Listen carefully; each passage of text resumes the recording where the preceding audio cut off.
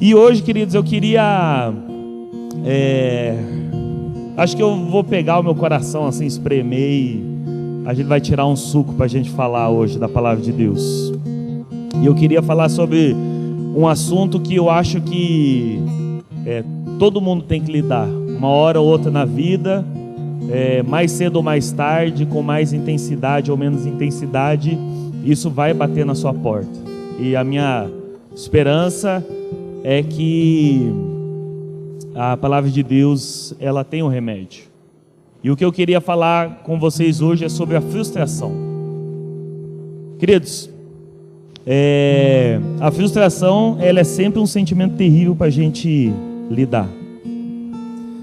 Normalmente a frustração, ela vem porque a gente tem algum tipo de expectativa. Só um pouquinho.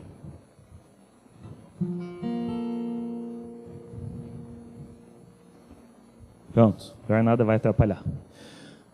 A frustração, queridos, normalmente ela vem como fruto de uma expectativa que não é atendida, né?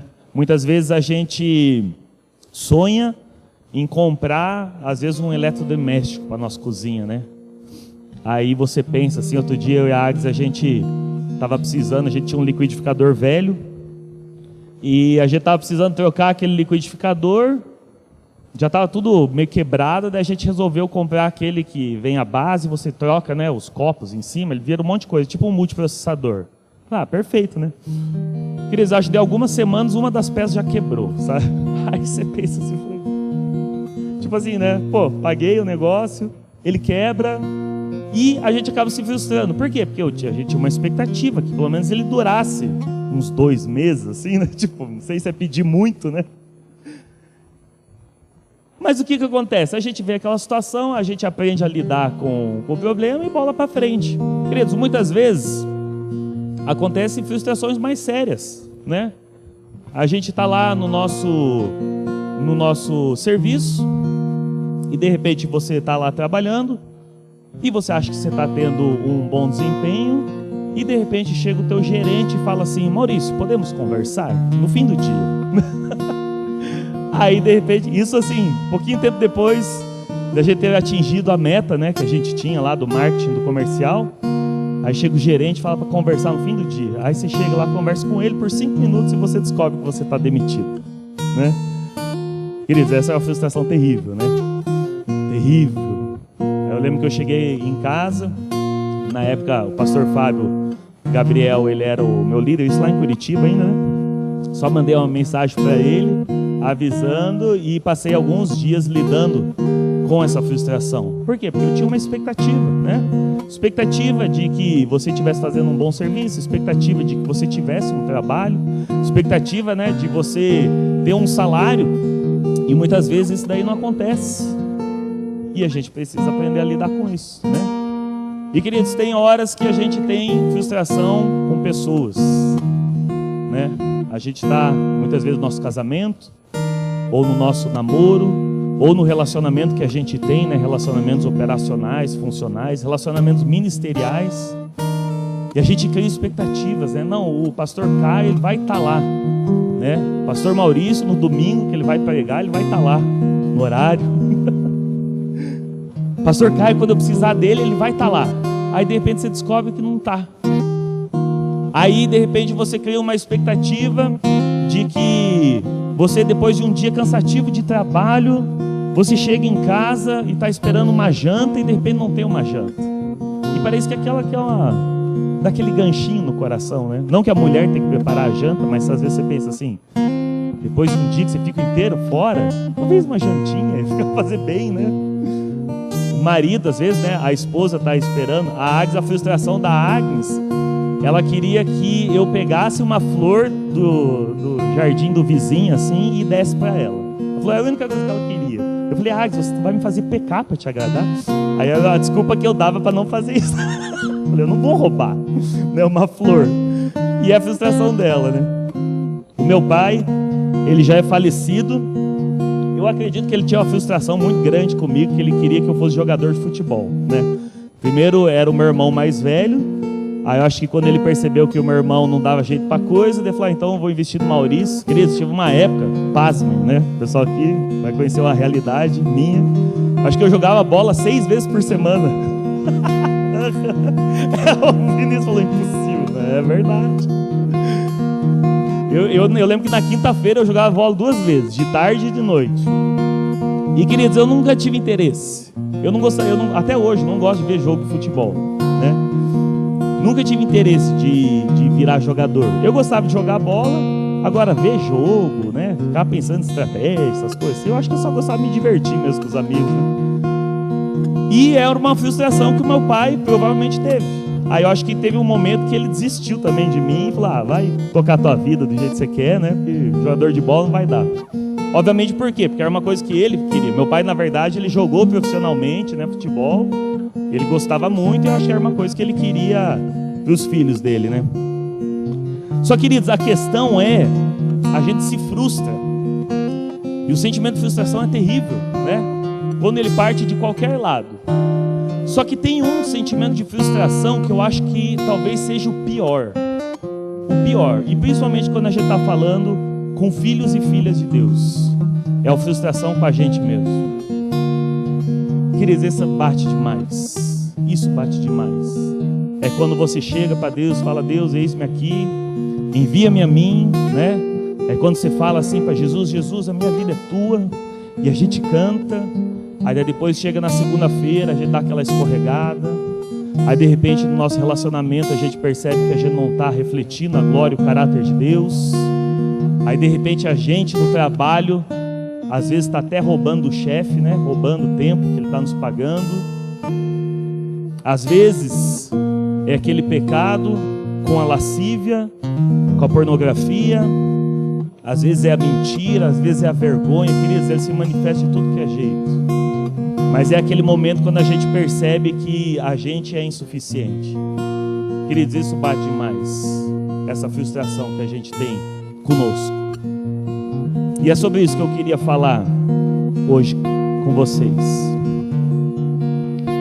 Então o que acontece, queridos? Tem um personagem na Bíblia que para mim ele é assim, um dos personagens acho mais ricos que tem na Bíblia, no sentido de riquezas de nuances de caráter, riquezas até de informação que a gente tem dele, de histórico, que é o apóstolo Pedro.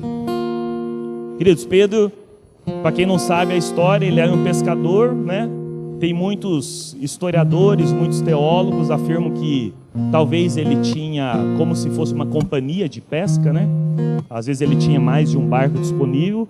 O que se sabe sobre ele assim é que ele vivia da pesca, né? E como um pescador, os relacionamentos que ele tinha também eram de homens que pescavam.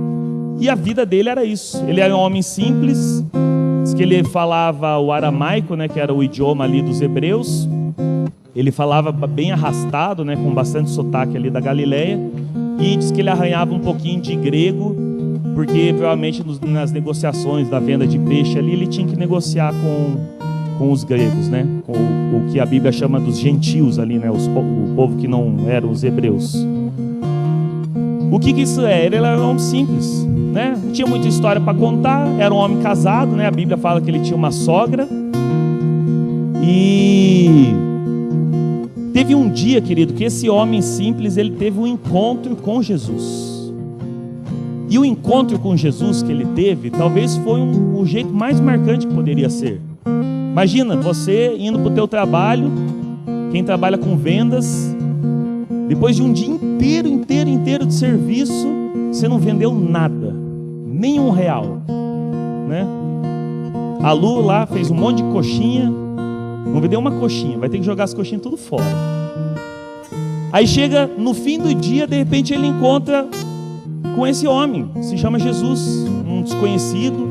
O pessoal sabia que ele era filho de um carpinteiro, né? Estava seguindo ali a profissão do pai. E de repente esse Jesus, ele chega para Pedro e fala assim, né? Você pescou aí alguma coisa? Pesquei nada. Então faz o seguinte, volta no teu barco e joga para o outro lado. Esse é um dos mistérios da Bíblia, querido. Pedro, ele voltou para o barco e jogou. Um pescador escutou um filho de um carpinteiro. Não sei porque, eu acho que era a frustração, né? Devia estar tão frustrado. Ele falou, já está tudo ruim mesmo, né? Eu vou tentar fazer isso. É a mesma coisa se Jesus chegasse para a Lu assim: Lu, vai lá num lugar ali e tenta vender tuas coxinhas lá. Aí a Lu pensa assim: aquele lugar não dá coxinha, né? Não vende. Mas eu vou. Eu não vendi mesmo, vou jogar fora as coxinhas. Queridos, e Pedro, ele joga aquelas redes e enche tanto de peixe aquela rede que ele não consegue puxar aquela rede e eles iam começar a estourar. E tem que vir um outro barco de tanto peixe. E aquele é o momento que Pedro ele tem então um encontro com Jesus. E naquele momento é quando ele percebe que a vida dele pode ser diferente para sempre. De repente ele viu algo acontecer que nunca tinha acontecido antes.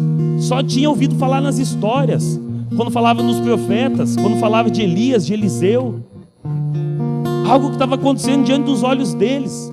Naquela época, queridos, por causa da promessa do Messias, os judeus, eles esperavam que o Messias ele se levantasse. Eles sabiam que o Messias se levantaria com sinais, fazendo prodígios, milagres, maravilhas.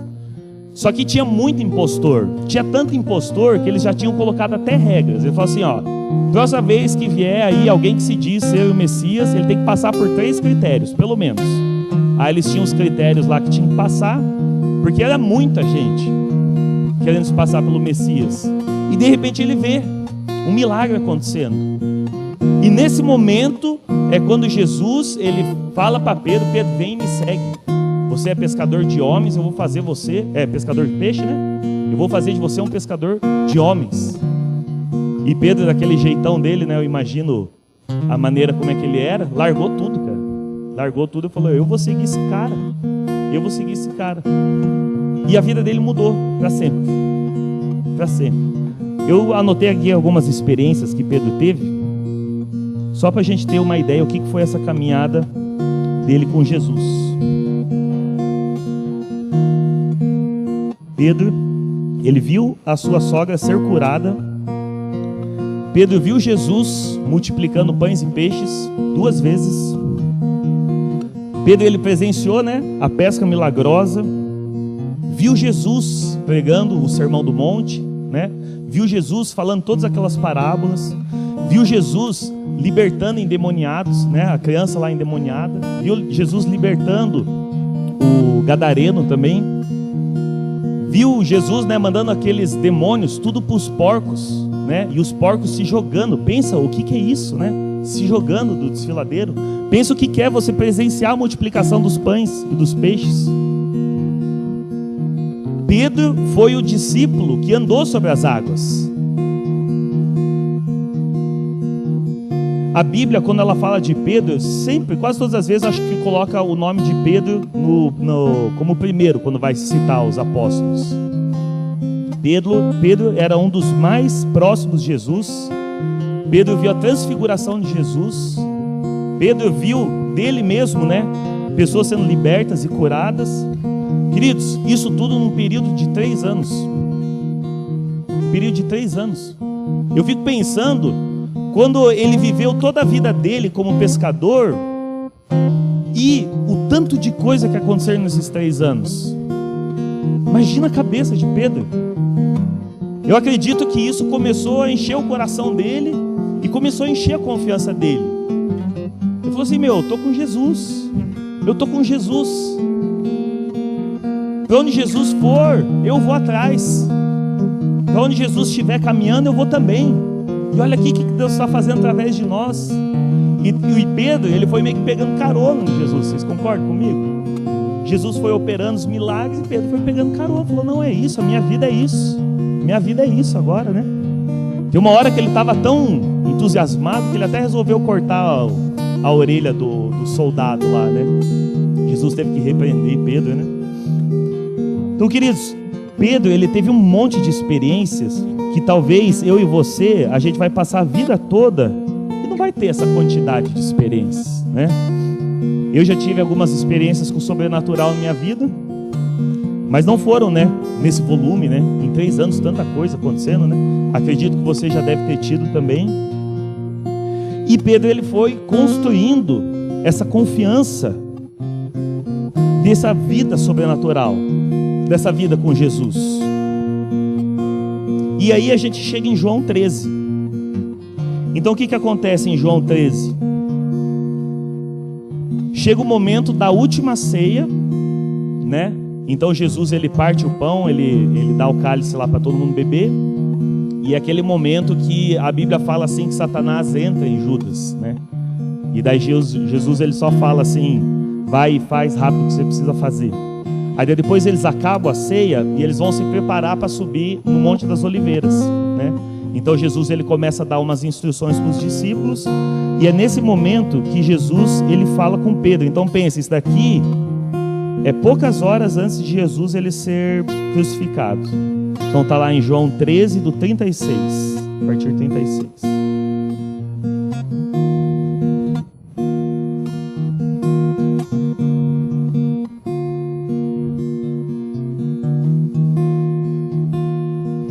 Chega uma hora que Pedro ele diz assim, né? Vamos ler todo mundo junto aqui, ó. Simão Pedro perguntou: para onde o Senhor vai?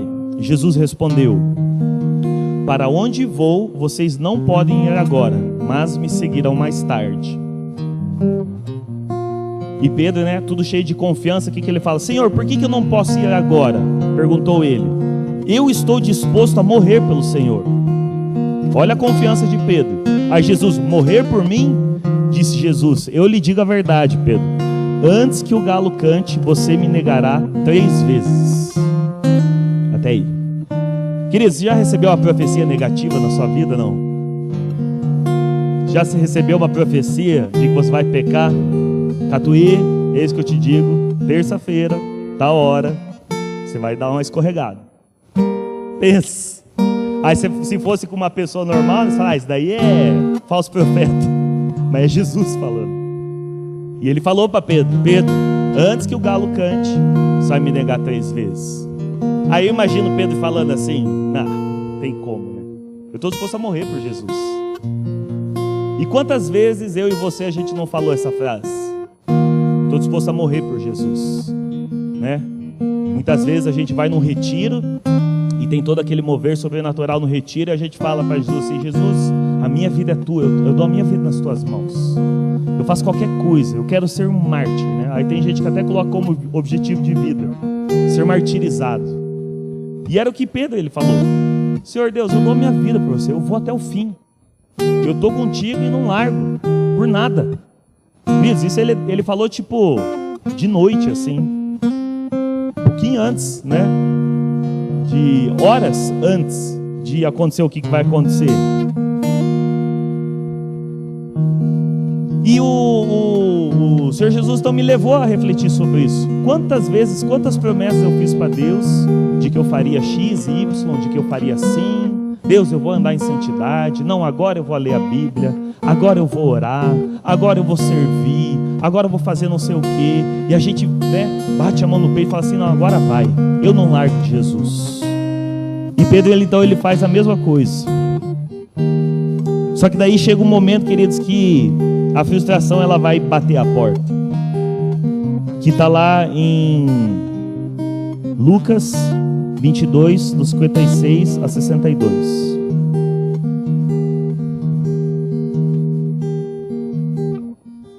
Então o contexto aqui, querido, eles depois então que eles saem, né, umas horas depois ali que eles saem da última ceia, eles sobem no Monte das Oliveiras, eles ficam um tempo orando, e chegam os soldados para prender Jesus. Daí aquela cena onde Judas dá um beijo em Jesus e tal, e eles prendem Jesus e eles levam para a casa do sumo sacerdote. Então eles prendem Jesus e levam eles para lá. Por quê? Porque eles precisavam arrumar alguma acusação contra Jesus para poder crucificar ele, né? Para poder dar a pena de morte. E nisso os discípulos eles vão acompanhando, e a Bíblia fala assim que Pedro ele foi acompanhando meio de longe. Então ele viu Jesus sendo levado e ele acompanhou meio de longe. Então na casa do sumo sacerdote dá a entender que do lado de fora uns soldados lá, uns guardas, eles fizeram uma fogueira, e Pedro ele se assenta, não é um dos discípulos de Jesus? E Pedro ele nega dizendo: mulher, eu nem o conheço. Nem o conheço. Cara, passou 3 anos, 3 anos com Jesus, vendo milagres, né? Vendo tudo que ele aconteceu, a multiplicação dos pães.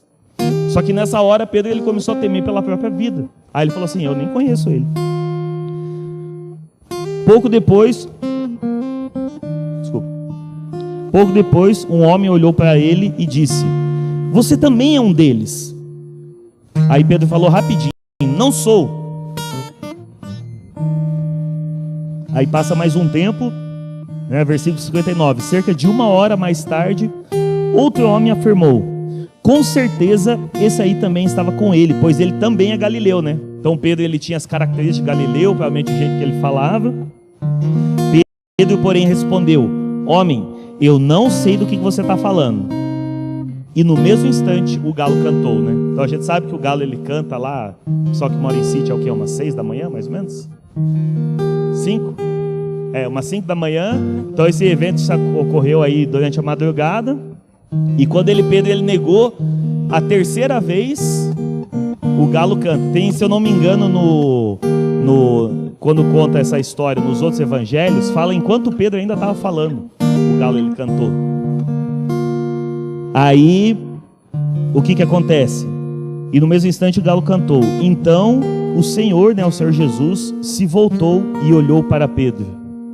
E Pedro se lembrou das palavras dele: hoje, antes que o galo cante, você me negará 3 vezes.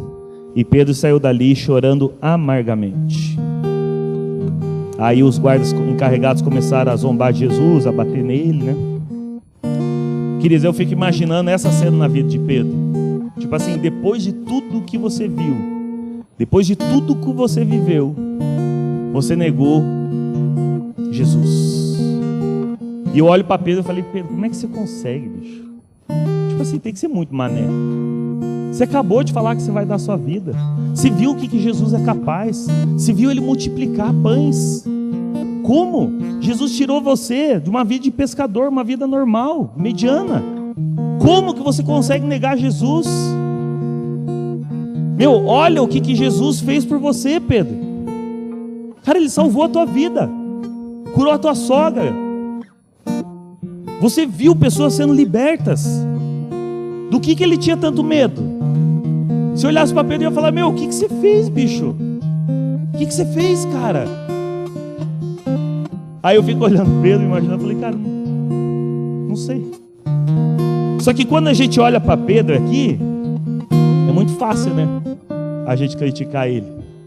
A questão é: o que Jesus já fez na sua e na minha vida? Quantas vezes Jesus já nos curou? Quantas vezes Jesus já supriu as nossas necessidades? Quantas vezes Jesus multiplicou o pão lá de casa? E detalhe, quando a gente não estava merecendo. Quantas vezes Jesus multiplicou o peixe? Quantas vezes Jesus ele deu algo para você que você não merecia? Quantas vezes Jesus te deu líderes, te deu pastores, te deu amigos? Olha a família que Jesus deu para você, olha a saúde, olha a condição. Está todo mundo aqui bem alimentado, todo mundo aqui, né, saudável, pelo menos bem saudável, né, a ponto de poder chegar no culto. Quando a gente olha para trás da nossa vida, a gente começa a ver as marcas de Jesus em nós. Só que de repente, quando a gente é confrontado, sabe o que a gente faz? Eu não conheço. Aí as pessoas falam assim: não, mas as pessoas não estão aqui ainda querendo matar os outros por causa da fé em Jesus. Ainda não. Mas sabe quando a gente fala eu não conheço? É quando você vê um problema no teu casamento e você não leva para Jesus. Você está falando para Jesus: eu não conheço. Sabe por quê? Porque quando Pedro falou eu não conheço, ele estava negando o quão poderoso Jesus era. E quando a gente deixa de colocar o nosso casamento nas mãos de Jesus, a gente está negando o quão poderoso Ele é. A gente está falando para os outros: eu não conheço Jesus, por isso que eu estou tentando fazer do meu jeito. Quando você está passando dificuldades com o teu filho, e você fica tentando lidar com ele sozinho, e não leva para Jesus, você está dizendo: eu não o conheço. Eu conheço esse Jesus aqui igual os outros, só de ouvir falar. Mas Pedro, ele tinha vivido as experiências. Só que na hora que ele foi apertado, ele falou: eu não conheço. Quando a gente vê as nossas finanças apertando, quando a gente abre o nosso extrato bancário, ele está no vermelho, e a gente só pensa, a única coisa que passa na nossa cabeça é assim: eu preciso trabalhar mais, eu preciso economizar mais, eu preciso fazer não sei o que, eu preciso cortar custos. Ao invés de levar essa situação para Jesus, a gente está falando: eu não o conheço. A gente está falando: eu não conheço, quando a gente não leva a nossa vida para Ele, quando a gente não reconhece o quanto Ele é todo poderoso.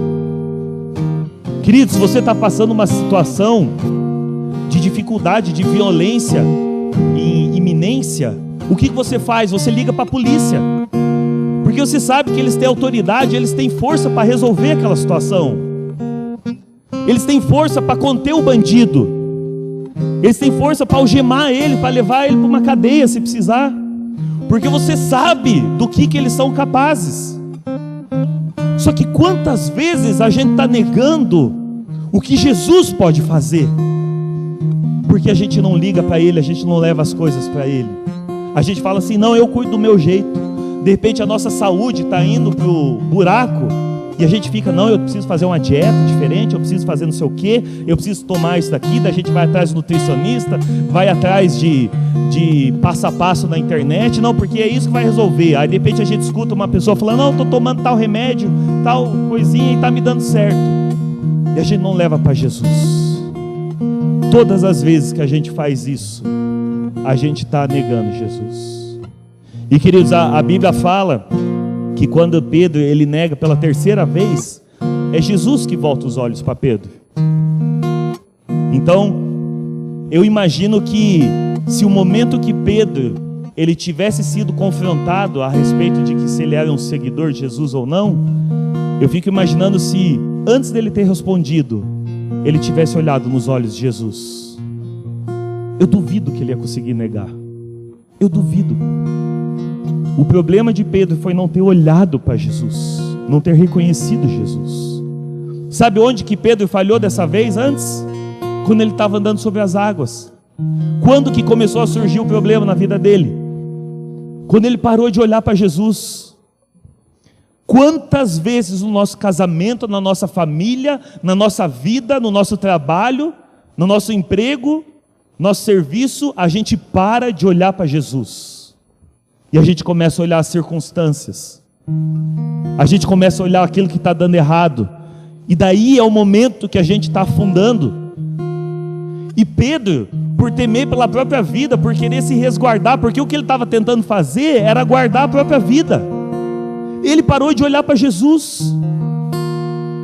Quando ele negou, quando o galo cantou, ele se deu conta: o que eu fiz? Aí às vezes, queridos, quando a gente vê as coisas se desmoronando na nossa vida, é o momento, depois que está tudo estragado, depois que está tudo arrebentado, depois que está tudo falhado, depois que o casal está quase se divorciando, depois que o filho está praticamente se perdendo, aí é o momento que a gente decide: o que foi que eu fiz? Por que eu não olhei para Jesus? É o momento que Jesus ele olha para a gente. O que restava para Pedro? Ele saiu dali envergonhado. Aquele que deu a vida por mim, aquele que me tirou de ser um pescador,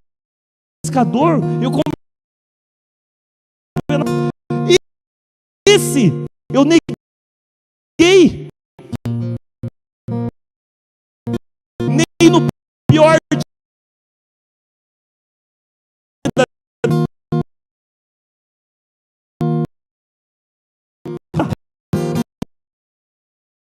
que eu daria minha vida por ele, e eu não consegui falar a verdade, eu não consegui falar que eu sou um seguidor. E agora o meu amigo, o meu mestre, está sendo esbofeteado. A Bíblia fala que eles cobriram os olhos de Jesus e começaram a bater em Jesus, e falava assim: vamos aí, profeta, fala quem que bateu em você. Começaram a cuspir em Jesus, a Bíblia fala. E depois disso começou a desencadear todos os eventos que levaram à crucificação. Jesus sendo chibatado, Jesus com o corpo totalmente desfigurado, ele ficou irreconhecível, teve que carregar a própria cruz, subindo o monte. Quem já fez caminhada? Eu tento fazer uma caminhada subindo um monte, cara. Agora pensa carregando uma cruz que tem que te aguentar sem quebrar. Jesus sendo esbofeteado, os piores momentos, e Pedro lá no meio. E imagino que a única coisa que ele podia pensar é: eu neguei Jesus. E às vezes a gente só lembra quando é tarde. Só que às vezes só nos resta chorar, queridos, porque o estrago já foi feito. Meu casamento está aos frangalhos. Minha vida financeira está um bagaço. Estou devendo para metade de Paranavaí. Minha vida espiritual está na lama. Estou viciado. Aí depois que está tudo arrebentado, eu vou querer olhar para Jesus. Queridos, imagina o sentimento do coração de Pedro, vendo o mestre dele, que ele acabou de negar, desfigurado, o corpo dele, queridos, rasgado. Ele foi crucificado, ele levantaram ele numa cruz. Ele ficou lá acho que umas 3 horas crucificado, queridos. É um fato quase desumano alguém ficar assim e morrer. E eu me interesso muito por esses dias, queridos, que Jesus ele ficou morto. Porque teve discípulos que ficaram ali na crucificação até o fim. Teve discípulos que não negaram ele. Judas se suicidou, mas Pedro negou ele. E eu fico pensando naquele vazio que ele sentiu depois, quando Jesus não estava mais por lá. O que eu vou fazer da minha vida? A que eu sirvo? A marca, queridos, que fica é que eu sou um inútil. Eu não consegui ficar do lado daquele que eu falei que eu daria a minha vida. Você lembra de um momento que você falou isso para alguém? Na saúde, na doença, na alegria, na tristeza, na riqueza, na miséria, eu vou ficar do teu lado. Quando tudo estiver bem, quando tudo estiver mal, eu vou ficar do teu lado. Aí às vezes, 3 horas depois, a gente já está dando uma escorregada. E queridos, ficou aquele vazio. Eu fico imaginando o coração de Pedro, despedaçado, despedaçado. Aquela frustração, queridos, que eu falei que bate, que é aquilo que a gente falou e a gente se decepcionou com a gente mesmo. Eu não consegui. Acho que a frase talvez ficaria na cabeça: eu não consegui. Eu não fui suficiente, eu não consegui fazer dar certo esse casamento, eu não consegui dar certo como pai, eu não consegui dar certo no meu trabalho, como empresário, eu não consegui. Eu sou um lixo. Eu sou um lixo. Antes tivesse ficado quieto, antes fosse que nem, sei lá, Tiago, ficou quietinho, talvez. Não, eu abria o meu bocão, eu falei, eu me dei uma de machão, ainda cortei lá a orelha do soldado. Aí daí depois não aguentei falar que eu era um seguidor de Jesus. Eu não aguentei levar a minha vida para Jesus. Eu neguei ele. E agora é tarde demais. E queridos, existem danos, queridos, que vêm na nossa vida para sempre. Tem gente que às vezes ficou negligenciando tanto a saúde, não levou para Jesus.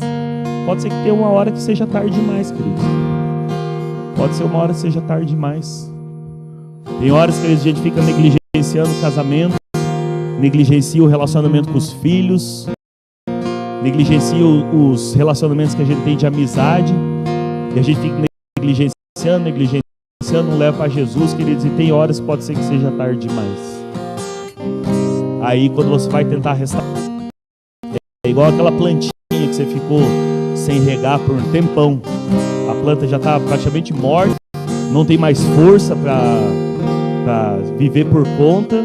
Você tem que fazer uma terapia diária com a planta para ela ver se ela volta alguma.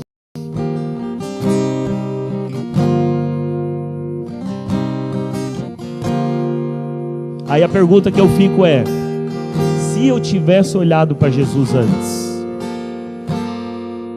se eu tivesse antes do fim, antes de estar tudo ruim, se eu tivesse olhado para Jesus, se eu tivesse sido menos preguiçoso, e eu tivesse olhado para Jesus, Jesus, o que eu faço com a minha vida?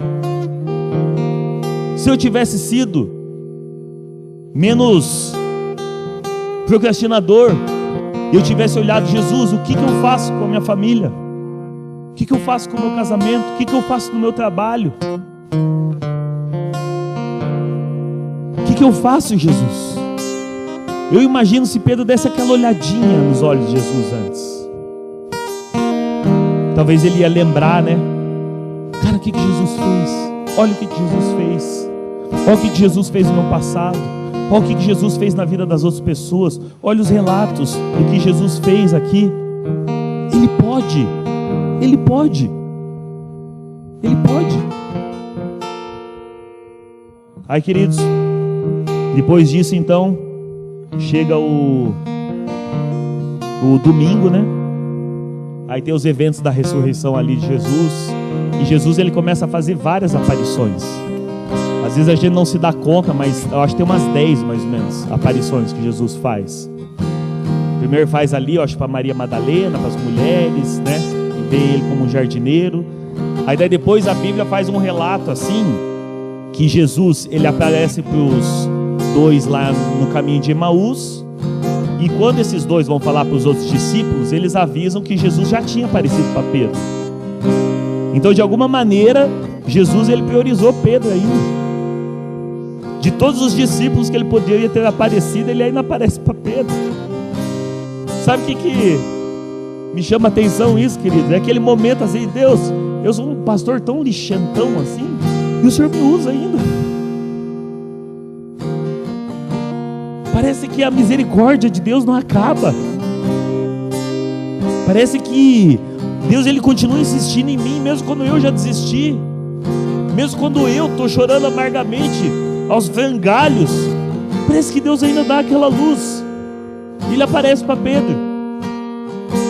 Só que às vezes parece que isso ainda não é suficiente, porque aquele sentimento que está em mim é que eu sou o pior dos pecadores, o pior pai, o pior marido, o pior amigo, o pior qualquer coisa. Aí Jesus, ele aparece lá para os 11, né? Judas já tinha ido, partido. Aí depois desses eventos de domingo, passa mais uma semana inteira, que a Bíblia não relata se Jesus apareceu ou não. Só que eu acredito que Jesus não apareceu, por causa do que acontece lá no fim de João. João 21, a partir do 3.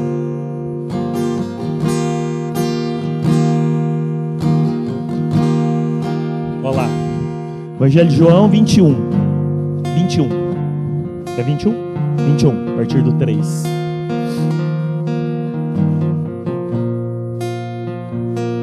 João 21. Está no João 20 ali, ó. Ah, é 21, não 20 versículo. Capítulo 21. Aí, olha lá. Qual que é essa situação? Estavam os discípulos, 7 deles estavam junto ao mar ali de Tiberíades, né? E aí eles tinham ido naquele lugar e de repente o Pedrão ali chega para os outros discípulos e fala o seguinte: eu vou pescar. E os outros discípulos, o que eles falam? Nós também vamos. Queridos, às vezes eu imagino que a frustração no coração de Pedro, ele estava tão grande, que ele chegou o momento, ele falou assim: ó, quer saber, eu não sirvo para esse negócio de Jesus não. Eu não sirvo para esse negócio de ser discípulo. Cara, não dá, meu. Olha o que eu fiz, porque ficou aquela marca. Aí às vezes a gente olha para a nossa vida no passado, a gente lembra daquele pecado que a gente cometeu lá no passado, mesmo já tendo consciência, e a gente pensa assim: meu, olha o que eu fiz, meu. Ah, eu não sirvo para esse negócio de ser marido não. Aí às vezes a gente não abandona a nossa vida de casado fisicamente, mas a gente abandona o nosso coração. Às vezes a gente não abandona os nossos filhos no sentido de sair de casa, Mas a gente abandona o nosso coração. Às vezes a gente não abandona fisicamente o nosso trabalho, mas a gente às vezes já abandonou no coração. Quer saber, cara, não serve para isso não. Aí a gente abandonou a faculdade, abandonou os projetos que a gente tinha, que Deus tinha colocado no nosso coração. Aí sabe o que a gente faz nessa hora? A gente faz igual o Pedrão. Eu vou pescar. Sabe o que é o pescar? Eu vou fazer aquilo que eu fazia na minha vida passada. Quer saber, esse lance de casamento não dá muito certo para mim. Esse lance de ser fiel. Quer saber, eu vou voltar a fazer as coisas que eu fazia na minha vida passada. Eu vou começar a ter uma vida tipo de solteiro de novo. Eu vou sair com os meus amigos de novo, do jeito que eu fazia. Eu vou ter as mesmas conversas que eu tinha. Sabe, esse negócio aí, eu vou pescar. Que é aquela coisa que eu sei fazer, né? Esse lance de viver uma vida com Deus, essas coisas assim. Aí às vezes a gente está aqui na igreja e a gente já abandonou a vida com Deus, mas a gente continua vindo aqui na igreja. A gente está desviado dentro da igreja, porque a gente falhou. Porque a gente falhou com aquilo que a gente falou para Jesus. A gente negou Ele. Então os discípulos, eles vão lá pescar. Olha lá. E entraram no barco e foram, mas não pegaram coisa alguma. A noite toda. De novo, não pegaram. Vê o filme repetindo. Ao amanhecer, Jesus estava na praia, mas os discípulos não o reconheceram. Então pensa como é que estava a cabeça dos discípulos. Não estavam reconhecendo aqueles que eles andaram 3 anos juntos. Ele perguntou, né, Jesus: filhos, vocês têm alguma coisa, algum peixe para comer? Não, responderam eles. Então ele disse: lancem a rede para o lado direito do barco e pegarão. Isso. Fizeram assim e não conseguiam recolher a rede, de tão cheia de peixes que estavam. O discípulo a quem Jesus amava, né, que é João, disse a Pedro: é o Senhor. Ele falou assim para Pedro: meu, você não está reconhecendo? É Jesus. Aí quando Simão Pedro ouviu que era Senhor, ele vestiu a capa, pois havia removido para trabalhar, e saltou na água. Então o Pedro estava lá no barco, né? Saltou lá na água e veio nadando. E os outros ficaram no barco e puxaram até a praia a rede carregada, pois estava a apenas uns 90 metros de distância. Imagina a cena, né? Quando chegaram, encontraram um braseiro. Jesus lá fez um churrasquinho, né? Um braseiro, no qual havia um peixe e pão. Jesus disse: tragam algum dos peixes que vocês acabaram de pegar. Simão Pedro entrou no barco e arrastou a rede para a praia. Havia 153 peixes grandes, e no entanto a rede não arrebentou. Venham comer, disse Jesus. Nenhum dos discípulos tinha coragem de perguntar: quem é você? Pois sabiam muito bem que era o Senhor. Então Jesus lhes serviu o pão e o peixe. Foi a terceira vez que Jesus apareceu, né, a seus discípulos depois de ressuscitar dos mortos. Depois da refeição, aí, por enquanto. Então, queridos, imagine essa cena. Jesus, então, os discípulos vão fazer aquilo que eles fizeram a vida inteira. Aí Jesus está lá na beira da praia, fez um braseiro ali, né? Opa. Só um pouquinho. Então Jesus, ele fez aquele braseiro, começou a fazer um peixinho, pediu para eles trazerem os peixes, e eles estavam reconhecendo que era Jesus. Então, dos 7 discípulos, e Pedro estava lá no meio. Aí, queridos, tem um momento muito interessante isso aí. Eu imagino que os discípulos não estavam acreditando. Tipo assim, eles ainda estavam sendo convencidos, não estavam reconhecendo. Imagina você, a pessoa morreu, você vai estar esperando, não está esperando a pessoa aparecer, né? Eu fico pensando que talvez aquelas outras aparições, eles ficaram pensando se não era visão, se eles não tiveram um tipo de hipnose coletiva ali, alguma coisa assim. Aí de repente, Jesus, ele está lá sentado com seus discípulos em volta de uma fogueira. E a Bíblia, ali em João, registra esse momento particular com Pedro. Eu acredito que não foi à toa. Queridos, você lembra quando que Pedro estava em volta de uma fogueira?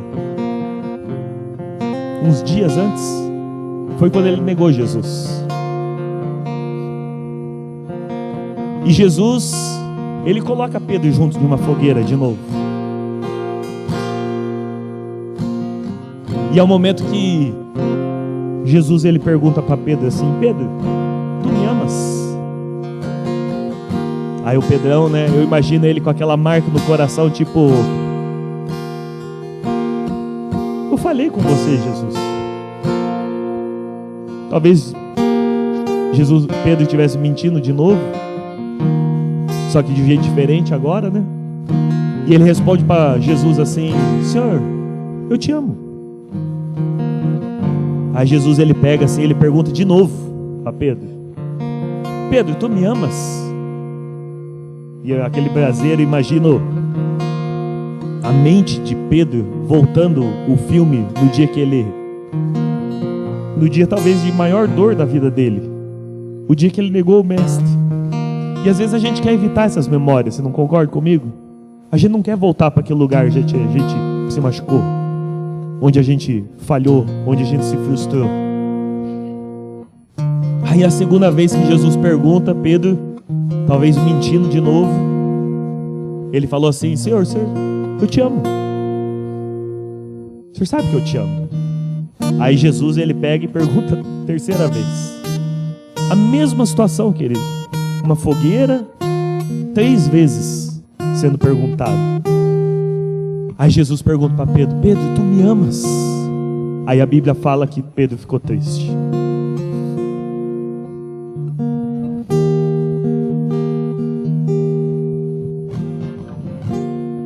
Eu imagino que Pedro só deve ter baixado a cabeça, deve ter falado assim: o Senhor sabe de todas as coisas.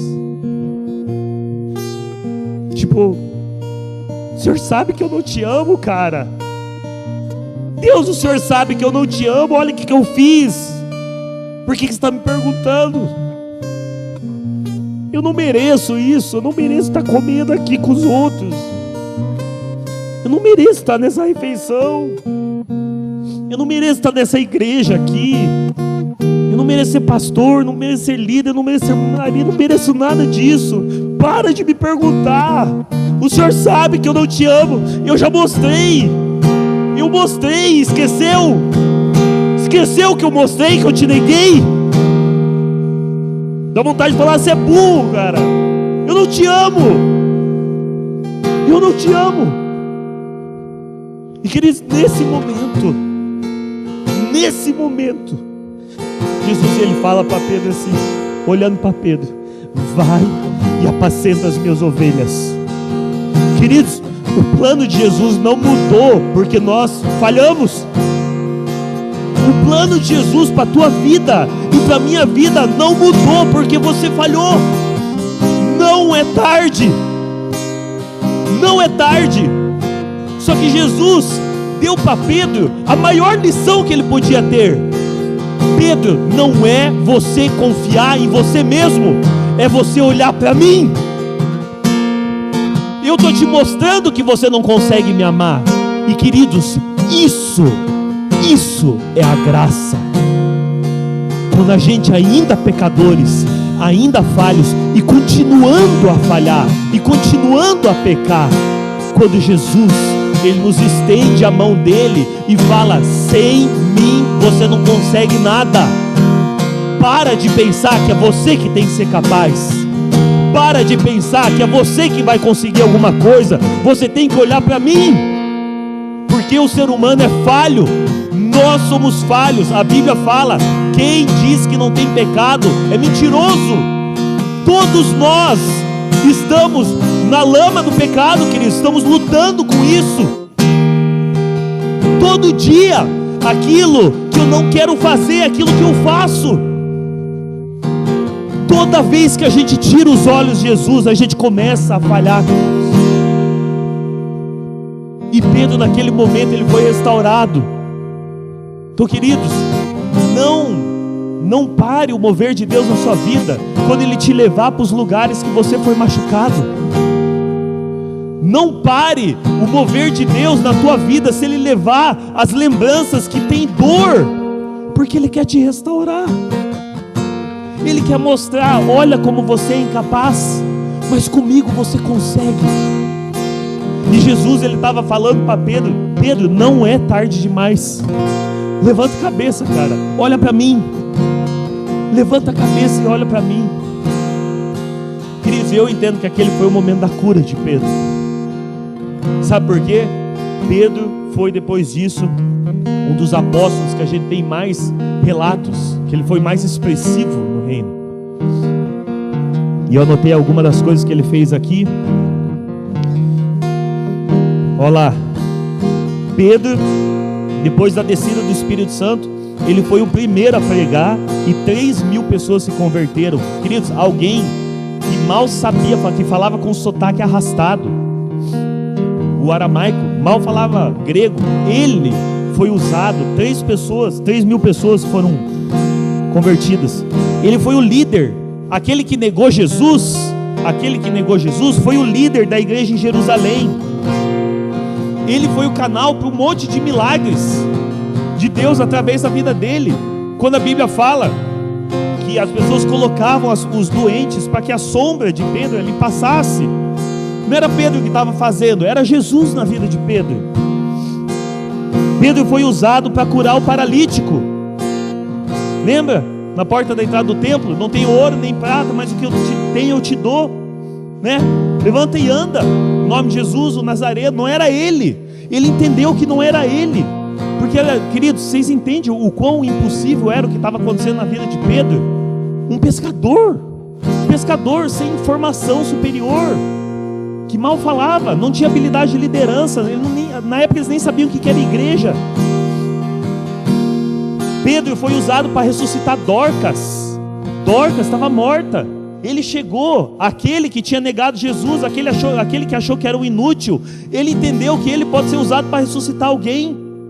Ele foi lá, se ajoelhou ao lado de Dorcas, ele falou: Tabita, levanta-te. E ela levantou.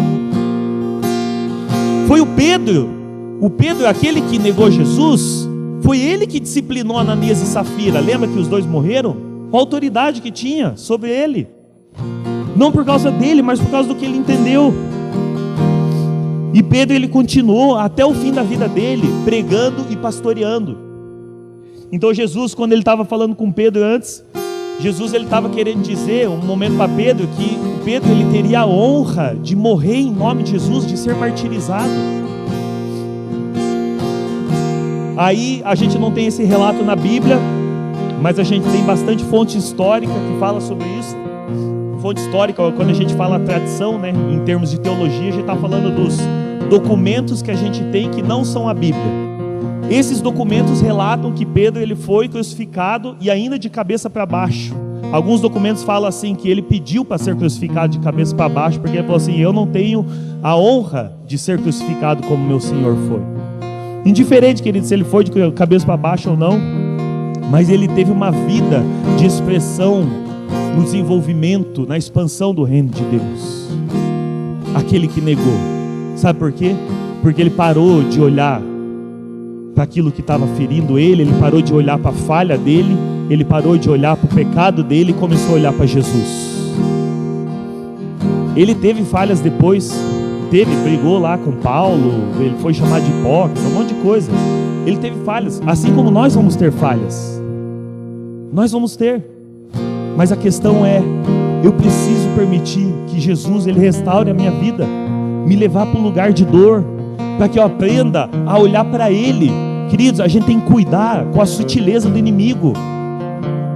Deus não quer nos levar no momento de dor para que a gente aprenda a ter força em nós. Não, isso não é o Evangelho. Deus quer nos levar para um lugar de dor, para um lugar que nos lembre, né?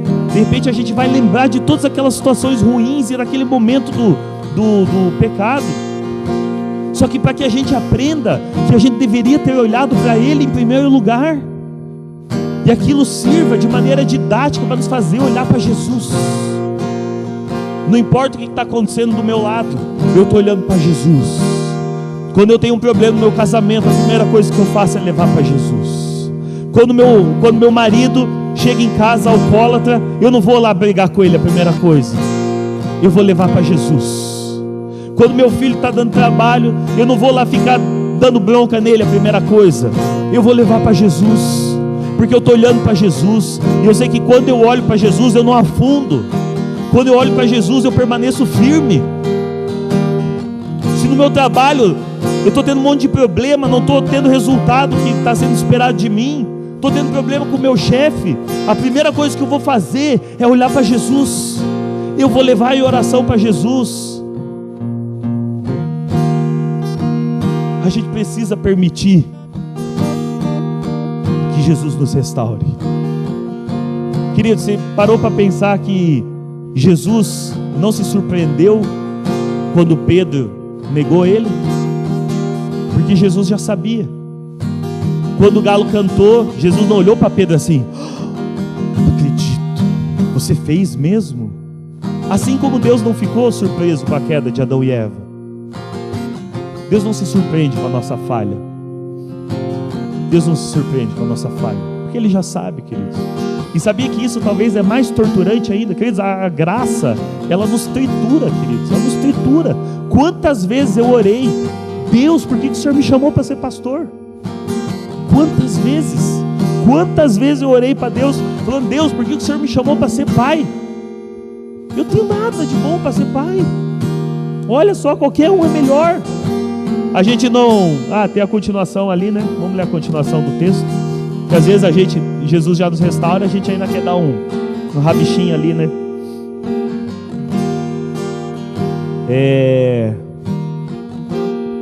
Olha lá, o 19. Jesus disse isso para informá-lo que tipo de morte ele iria glorificar a Deus. Não, depois aqui, né? Espera aí. O 17, o fim. Jesus disse: então alimente as minhas ovelhas. Aí ele continua: eu lhe digo a verdade, quando você era jovem, podia agir como bem entendia, vestia-se e ia onde queria, mas quando for velho, estenderá as mãos e outros o vestirão e o levarão. Então isso é Jesus falando para Pedro que ele vai ter a honra de ser um mártir, onde você não quer ir. Jesus disse isso para informá-lo com que tipo de morte ele iria glorificar a Deus. Então Jesus: siga-me. Aí o que ainda Pedro tentou fazer? Ação, né? Aí Pedro se virou e viu atrás deles o de Mava, falando de João, né? Inclinado perto de Jesus durante a ceia, perguntando: queridos, olha que interessante isso aqui. Pedro, ele vira para João e olha a descrição que ele dá: aquele discípulo a quem Jesus amava, aquele que reclinou no peito de Jesus. Tipo assim, olha esse cara, ele tem muito mais capacidades que eu, cara. Olha esse cara, ele é bem melhor. Tipo assim, ele se encaixa muito melhor no perfil que o senhor está procurando. Se fosse uma empresa contratando funcionário, eles iam querer contratar você, mas ia falar assim: olha o seu Ferreira, ele é bem melhor, pega ele, né? Tipo, aí Pedro perguntou para Jesus: Senhor, e quanto a ele? Tipo, você quer que eu apacente as ovelhas? É o João, cara, tá na cara que é o João.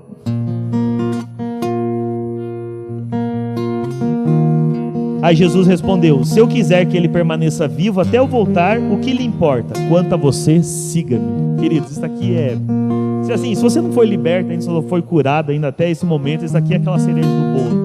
Então assim, quer saber? Eu estou chamando você. Eu estou chamando você. Não importa, você pode apresentar todas as suas falhas, você pode fazer que nem Moisés: eu falo duro, eu não sei o que, e fica falando tudo por que não tem que ser você. E Jesus está falando aqui: se o que eu quiser fazer com o Caio, isso importa para ele, não importa para você. Eu estou chamando você do jeito que você está. Por quê? Porque não importa tanto você, importa eu, Jesus falando. Importa o que eu consigo fazer através de você. A pessoa ali, ela é um vaso, né? É um meio. É um meio. Aí Pedro ainda tentou dar aquela escapadinha, falando: não tem jeito mesmo, tem que ir. Só que dessa vez com o coração leve, porque ele foi restaurado por Jesus. Restaurado de vez, né? Até o fim da vida, né? Teve as pedaladas do Pedrão ainda, mas foi até o fim. Isso que é importante, queridos, na vida cristã. A vida cristã, ela fala de uma jornada. A gente é uma maratona. A gente vai cansar no meio, a gente vai ficar com sede, a gente vai ficar com dor, com cãibra, vai ficar com tudo. Mas o importante é, vamos continuar. Pastor, mas você não sabe o que eu fiz, velho. Não sei, cara, não sei. Isso é entre você e Deus. Você pode vir confessar o seu pecado para mim, para ajudar no processo de cura. Pode procurar os pastores, procura o teu líder. Mas a questão é, Deus está chamando você para uma vida junto dele. Uma vida maravilhosa. E quando Jesus ele faz aquela cena, né, da pesca milagrosa, de novo, essa segunda, né, antes dele falar com Pedro, eu imagino que Jesus está querendo dizer: ei, o sonho não acabou, aquilo que a gente viveu é real. Lembra, aquilo que a gente viveu, as curas, os milagres, isso vai continuar. Ó, aqui, ó, eu estou mostrando para vocês. E queridos, os discípulos, eles viveram, eu acho, os melhores anos da vida deles. Veio o Espírito Santo, né? Jesus falou que ia enviar um outro Consolador, alguém que ia vir no lugar dele para nos auxiliar nesse processo. A mesma coisa que Jesus fazia, né? Auxiliando os discípulos, ensinando. Ele manda o Espírito Santo. O Espírito Santo ele não está contido, né? Como Jesus ele estava num corpo, né? O Jesus estava lá em Nazaré e estava em Nazaré. Ele não estava lá, né? Aqui no Brasil ao mesmo tempo, né? Aí o Espírito Santo vem, é derramado sobre toda a carne.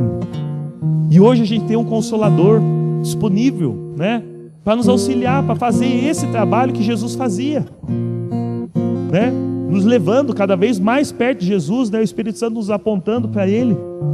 Então, queridos, a gente sempre vai lidar com frustração. A diferença é o que a gente vai fazer com essa frustração. Eu queria convidar você a ficar em pé, por gentileza.